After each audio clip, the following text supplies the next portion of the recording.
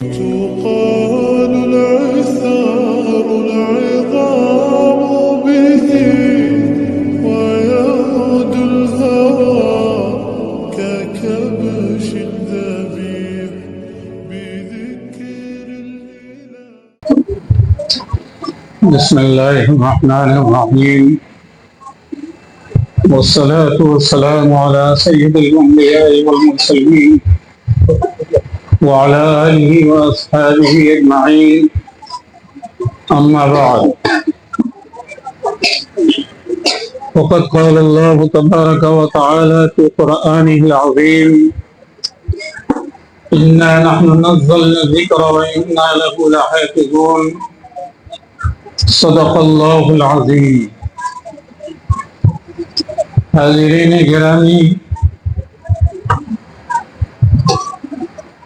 حضرات اساتذہ کرام، حضرات علماء و ائمہ کرام، مہمانان اعظام اور عزیز طلبہ، ایک مہینے سے زیادہ عرصہ سے میں صاحب فراش ہوں. کمزوری اتنی زیادہ کہ پیادہ مدرسے سے اپنے گھر نہیں آ پاتا. دوسرے عزیزوں کا محتاج رہتا ہوں.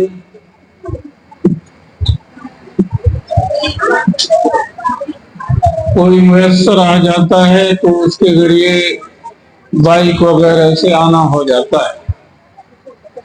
اگر دیگر 2 دنوں سے کچھ پیدل چلنے کی ہمت جٹاتا ہوں، لیکن کمزوری کی وجہ سے بہت زیادہ تھک جاتا. گرامی قدر جناب مولانا اکرام شافعی صاحب نے حکم فرمایا کہ 25 تاریخ بدھ کے دن تمہیں ہی آخری سبق سننا ہے. بچوں کی خواہش ہے اور تھوڑی بہت نصیحت کی باتیں عرض کرنی. سب سے پہلے تو میں ان چاروں عزیزان گرامی جنہوں نے آج حفظ قرآن پاک کی تکمیل فرمائی اور آخری سبق سنایا، انہیں، ان کے والدین کو، ان کے اساتذہ کو اور اس ادارہ جامعہ صوت القرآن کی مال سے، زبان سے، دل سے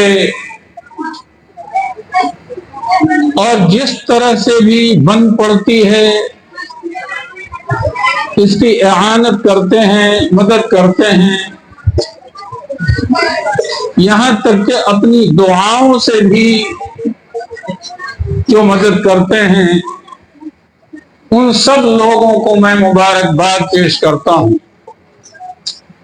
اور خصوصیت کے ساتھ ان چاروں حافظ قرآن اور ان کے والدین کو، بڑے خوش نصیب ہیں یہ لوگ جنہوں نے اپنے بچوں کو حفظ قرآن کے لیے فارغ کیا. میرے دوستوں، میرے بزرگوں، قرآن پاک کی عظمت پہ اور قرآن پاک کی جلالت پہ اور اس کے شان پہ ہم انسان لوگ اس کی خوبی اور اس کی عظمت اور اس کی جلالت کیا بیان کر سکتے ہیں، جبکہ اس کی عظمت و جلالت خود اللہ رب العزت نے بیان فرمائی.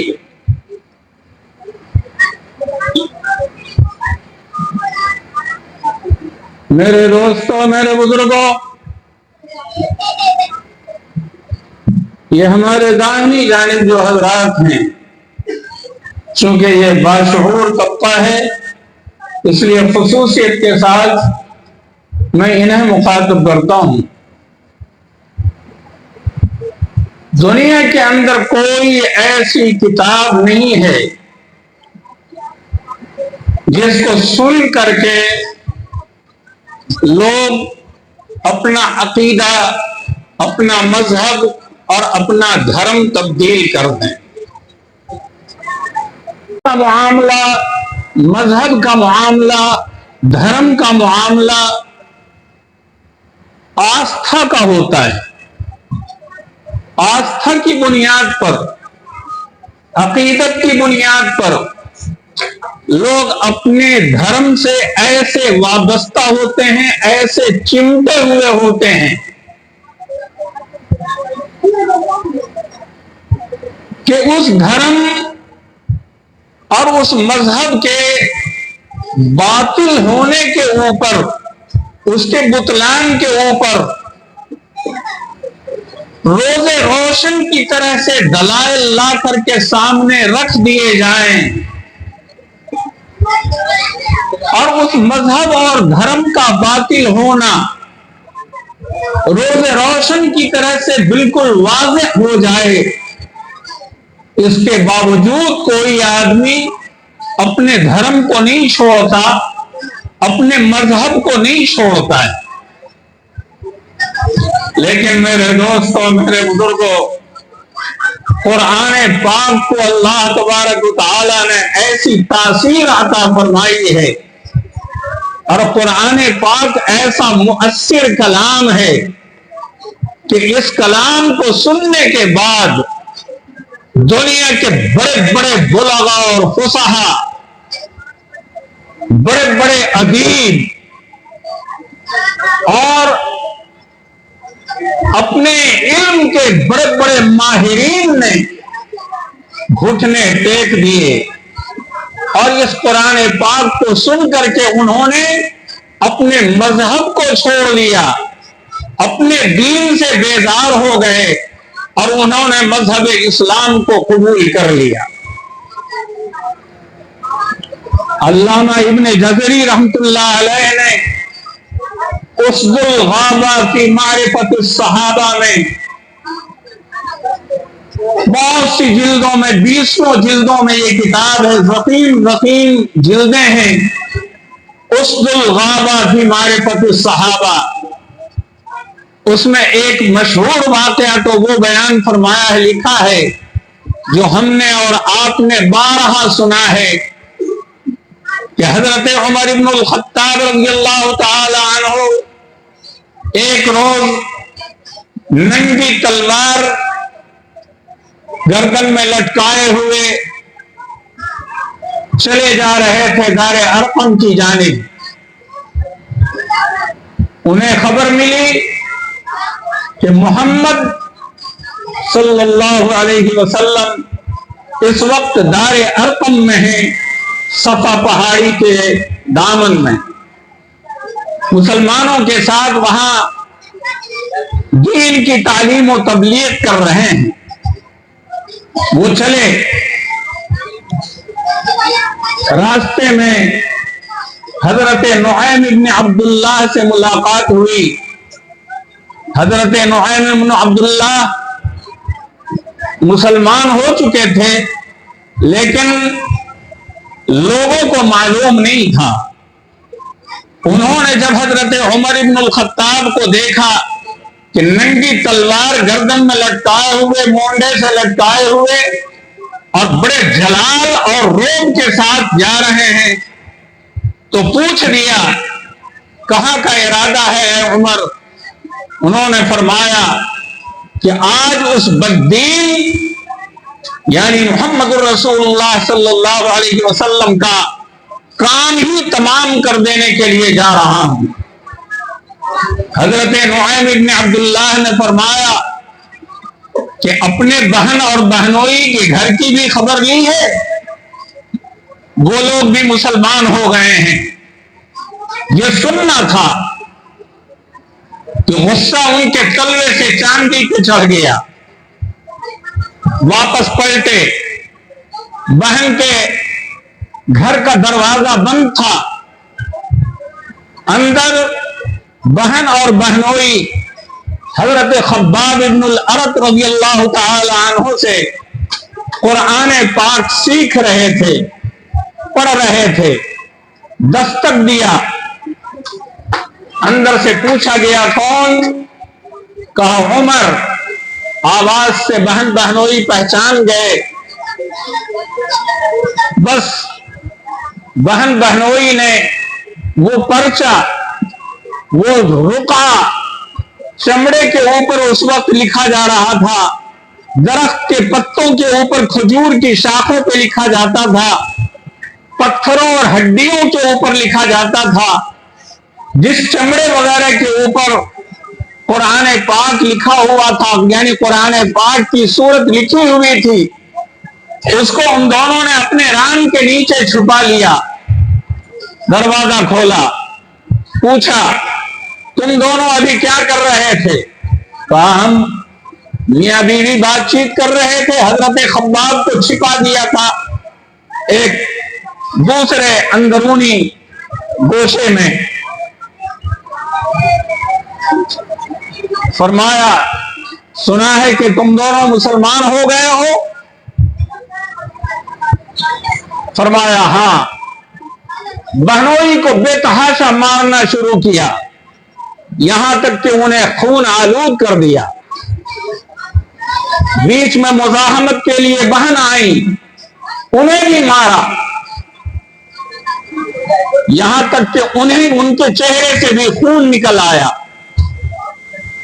اگر یہ عمر خطاب کے بیٹے تھے تو ان کی بہن فاطمہ بھی خطاب کی بیٹی تھی, اور جس خطاب کا خون عمر کی رگوں میں دوڑ رہا تھا وہی خطاب کا خون فاطمہ کی رگوں میں بھی دوڑ رہا تھا.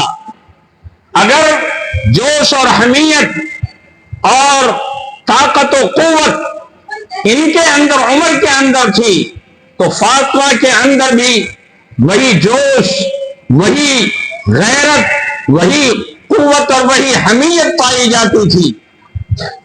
انہوں نے جوش میں آ کر کے کہا کہ ہاں ہم مسلمان ہو گئے ہیں, تم کو جو کرنا ہو کر لو. ایک طرف بہن کی یہ ہمت اور ان کی طاقت اور ان کے چہرے سے نکلتا ہوا خون, عمر کا جوش کچھ ٹھنڈا پڑا. پوچھا اچھا مجھے دکھاؤ تم لوگ کیا پڑھ رہی تھی؟ انہوں نے فرمایا کہ نہیں, تم ناپاک ہو اور اپنے کفر اور شرک کی گندگی کی وجہ سے تم قرآن پاک جیسی مقدس اور پاک کلام کو چھو نہیں سکتے. حضرت عمر نے غسل کیا, غسل کے بعد پڑھا, اس کے اندر سورہ طٰہٰ, اور بعض مفسرین اور مورخین نے فرمایا کہ سورہ حدید کی آیتیں لکھی ہوئی تھی. حضرت عمر پڑھتے جا رہے ہیں, طٰہٰ مَا أَنزَلْنَا عَلَيْكَ الْقُرْآنَ لِتَشْقَىٰ إِلَّا تَذْكِرَةً لِمَن يَخْشَىٰ تَنزِيلًا مِّمَّنْ خَلَقَ الْأَرْضَ وَالسَّمَاوَاتِ الْعُلَىٰ الرَّحْمَٰنُ عَلَى الْعَرْشِ اسْتَوَىٰ لَهُ مَا فِي السَّمَاوَاتِ وَمَا فِي الْأَرْضِ وَمَا بَيْنَهُمَا وَمَا تَحْتَ الثَّرَىٰ. پڑھتے جا رہے ہیں اور آنکھوں سے آنسوؤں کی لڑی جاری ہے. فرمایا کہ لے چلو مجھے بھی محمد کے پاس صلی اللہ علیہ وسلم, اسی حال میں کہ ننگی تلوار لٹک رہی ہے. صفا پہاڑی کے دامن میں حضرت دار ارقم میں اندر سے دروازہ بند تھا. یہ کیوار ہے, کیوار کے دو تختوں کے درمیان شگاف جو ہوتی ہے, دستک دیا. لوگوں نے جھانک کر دیکھا, عمر ہیں. کسی نے کہا کہ اے اللہ کے رسول, یہ خطاب کا بیٹا عمر ہے. ننگی تلوار اس کی گردن میں لٹک رہی ہے، مجھے اس کے ارادے اچھے نہیں نظر آ رہے ہیں۔ حضرت حمزہ ابن عبد المطلب رضی اللہ تعالی عنہ، جو آپ کے چچا بھی ہیں اور آپ کے رضائی بھائی بھی ہیں، 2-3 دنوں پہلے انہوں نے اسلام قبول کیا تھا، وہ بھی اس مجلس میں تشریف فرما ہیں۔ انہوں نے فرمایا کھول دو دروازہ اور آنے دو اسے، اگر صحیح ارادے اور صحیح نیت سے آ رہا ہے تو ٹھیک ہے، ورنہ اسی کی تلوار سے اس کا کام تمام کر دوں گا۔ دروازہ کھول دیا گیا۔ حضور پاک علیہ الصلوۃ والسلام آگے بڑھے، ان کی کمر میں ہاتھ دیا، لا کر کے قریب میں بیٹھایا، فرمایا کہ عمر کس ارادے سے آئے ہو؟ فرمایا اے اللہ کے رسول، اشہد ان لا الہ الا اللہ واشہد ان محمد عبد اللہ ورسولہ۔ اے اللہ کے رسول، میں شہادت دیتا ہوں اس بات کی کہ اللہ کے سوا کوئی معبود نہیں، اور شہادت دیتا ہوں اس بات کی کہ آپ اللہ کے بندہ اور اس کے رسول ہیں۔ سارے مسلمان جو اس وقت تک وہاں جمع تھے، انہوں نے ایسی تکبیر کا نعرہ لگایا کہ پوری صفا اور مروہ کے درمیان کی پہاڑیاں گونج اٹھیں۔ میرے دوستوں، حضرت عمر رضی اللہ تعالی عنہ کی اسلام لانے کا واقعہ، یہ جہاں ایک طرف حضور پاک صلی اللہ علیہ وسلم کی دعاؤں کی برکت تھی کہ آپ نے یہ دعا فرمائی تھی، اللہم اجد الاسلام بعمر بن ہشام اے ابا جہل او بعمر بن الخطاب۔ اے اللہ تو اسلام کو تقویت پہنچا 2 عمر میں سے ایک، عمر بن ہشام یعنی ابو جہل سے یا عمر بن الخطاب کے ذریعے سے۔ اللہ تعالیٰ نے حضرت عمر بن الخطاب کے حق میں آپ کی یہ دعاؤں کو قبول فرمایا۔ وہی قرآن پاک کی وہ تاثیر تھی جس کی وجہ سے حضرت عمر رضی اللہ تعالیٰ عنہ اس کو پڑھتے گئے اور قرآن پاک آپ کے سینوں میں اترتا